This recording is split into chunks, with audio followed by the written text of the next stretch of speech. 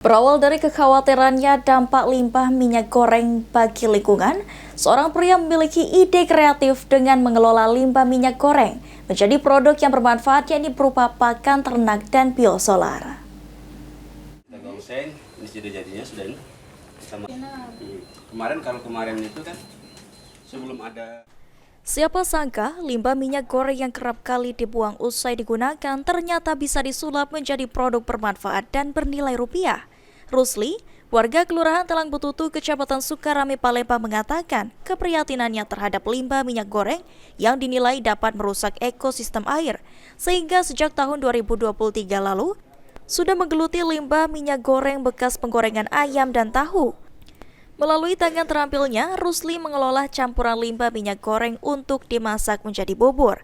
Setelah mengental, bubur lalu dimasukkan ke dalam spinner atau alat peniris minyak. Usai melakukan proses penirisan, adonan tadi menghasilkan ampas dan minyak jelantah yang dijual untuk pakan ternak dengan harga Rp4.000 per kilogram. Sedangkan untuk minyak jelantah dijual untuk bahan baku biosolar dengan harga kisaran Rp10.000 per liter. Tahu Sumedang. Nah itu kita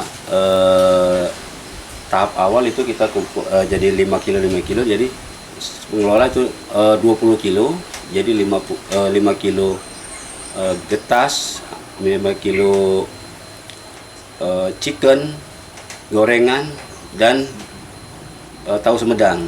Itu kita kelola, kita di sana itu direbus atau digoreng dan menjadilah bubur, dikukus. Dari kreativitasnya, Rusli bisa mengantongi omset hingga puluhan juta rupiah setiap bulannya. Bahkan usahanya ini dapat membuka lahan pekerjaan bagi warga sekitar. Lutfi, PAL TV.